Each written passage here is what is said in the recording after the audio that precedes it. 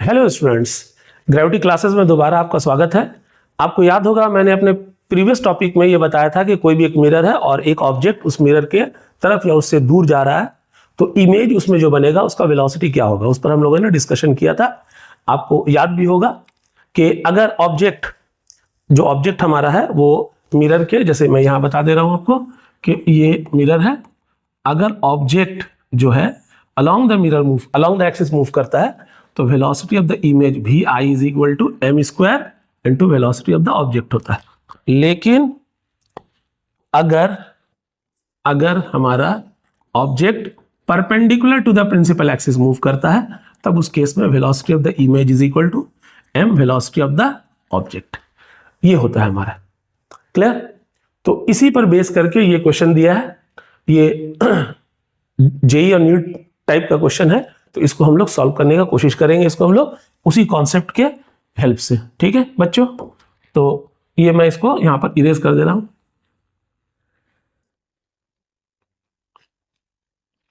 चलते हैं, उस कॉन्सेप्ट को याद रखेंगे आप लोग, कॉपी में लिख लेंगे। देखिए क्वेश्चन ये है कि हमारे पास एक कॉनकेव मिरर है, इसका फोकल लेंथ है 20 सेंटीमीटर। एक ऑब्जेक्ट है जिसका मिरर के पोल से या मिरर से जो डिस्टेंस है वो 30 सेंटीमीटर। ये ऑब्जेक्ट अलोंग द एक्सिस और perpendicular to the axis move नहीं कर रहा, ये मूव कर रहा है making angle 37 degree with the principal axis. ये 5 सेंटीमीटर पर सेकंड के वेलोसिटी से मूव कर रहा है। तो इसका जो इमेज का जो मोशन होगा, इमेज जो मूव करेगा उसका वेलोसिटी क्या होगा वो हम लोगों को पता करना है। तो कैसे पता करेंगे बच्चों? सबसे पहला चीज कि हम लोगों ने जो पढ़ा था तो वो तो पढ़ा था भाई कि अगर ऑब्जेक्ट हमारा प्रिंसिपल एक्सिस पर मूव करे या उसके परपेंडिकुलर मूव करे तब हम लोग करेंगे। लेकिन यहां पर तो ना प्रिंसिपल एक्सिस के ऊपर है ना उसके परपेंडिकुलर, तब क्या करेंगे? तो वेक्टर का रेजोल्यूशन प्रोसेस, इससे इस वेलोसिटी को दो कंपोनेंट में हम लोग ब्रेक कर लेंगे। एक कंपोनेंट होगा अलोंग द एक्सिस, ओके ठीक है, और एक होगा परपेंडिकुलर टू द एक्सिस। तो यहां पर जो ऑब्जेक्ट का वेलोसिटी होगा अलोंग द एक्सिस वो कितना होगा?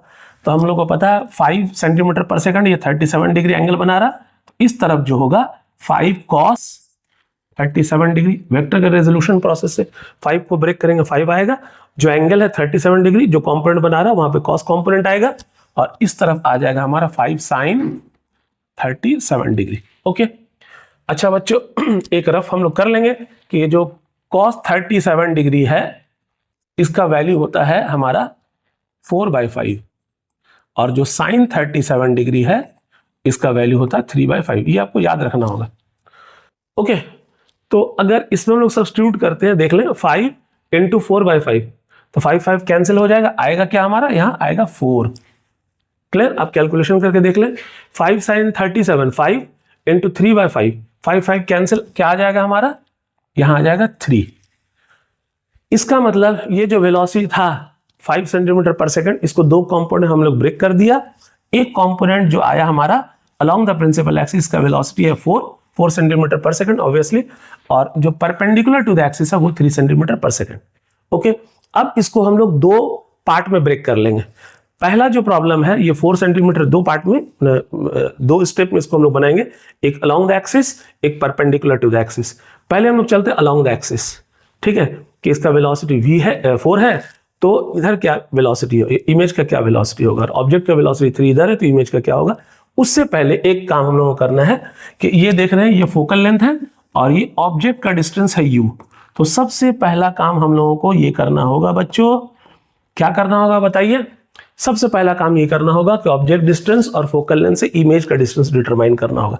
कैसे करेंगे? हम लोग जानते हैं 1/v plus 1/u is equal to 1/f। ये फॉर्मूला हमारे पास है।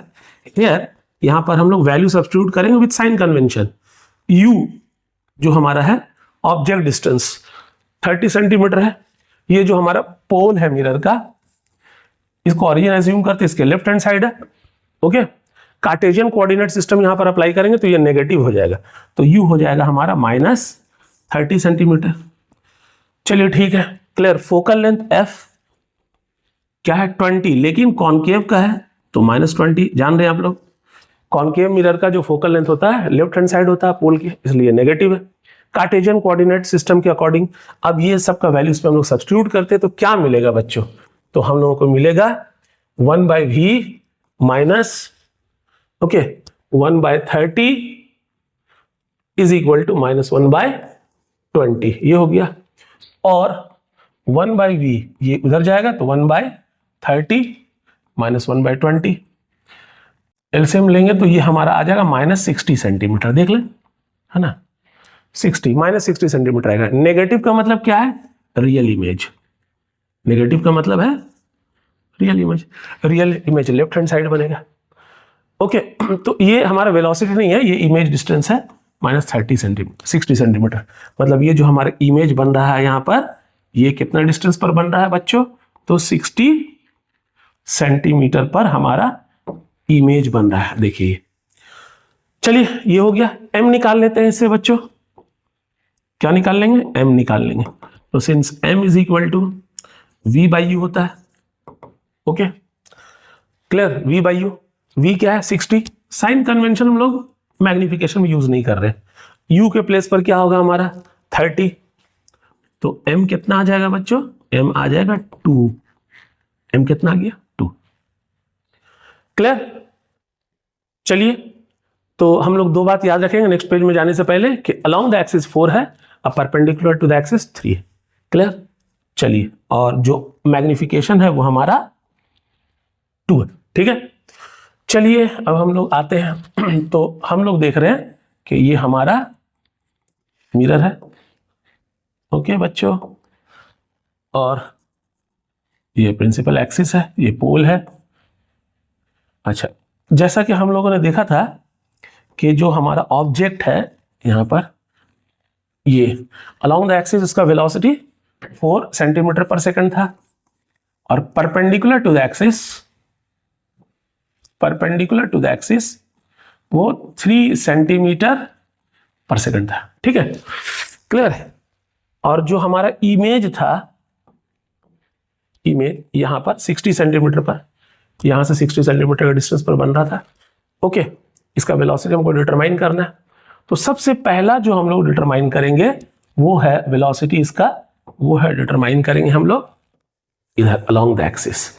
ये एज्यूम कर ले v1 है।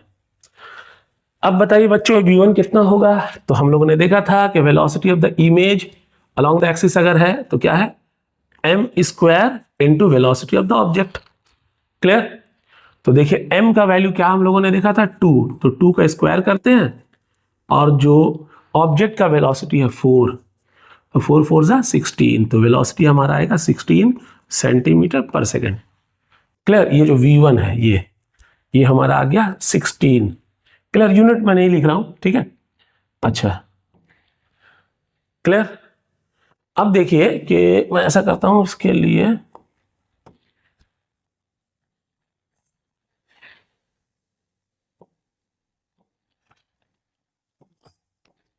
चलिए, ये जो हमारा इधर था 3 सेंटीमीटर पर सेकंड।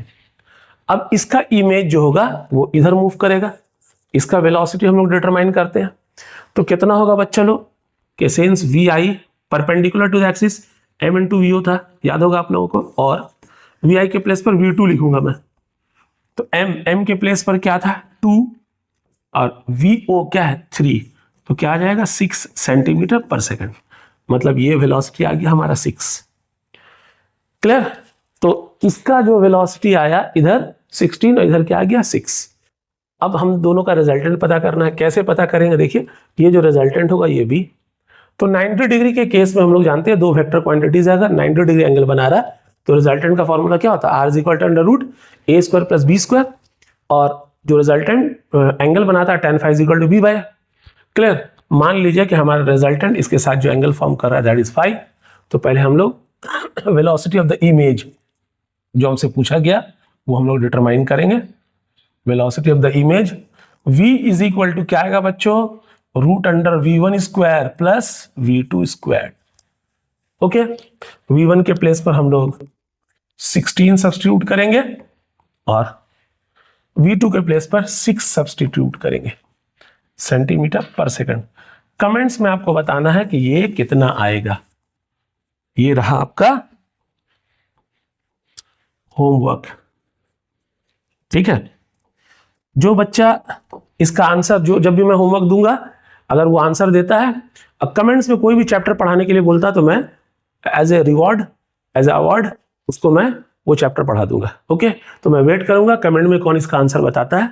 लेकिन फिनिश यहीं पर नहीं है हमारा है angle phi, tan phi. tan phi is equal to क्या था, b बाय, अच्छा a कौन, जिसके साथ एंगल बनता फॉर्मूला के अकॉर्डिंग वो a है, और जिसके साथ नहीं बन रहा वो b है, तो ये b हो गया, ये a हो गया। ओके, तो हो जाएगा v2 बाय v1। तो v2 के प्लेस पर मैं लिखूंगा 6, v1 के प्लेस पर 16।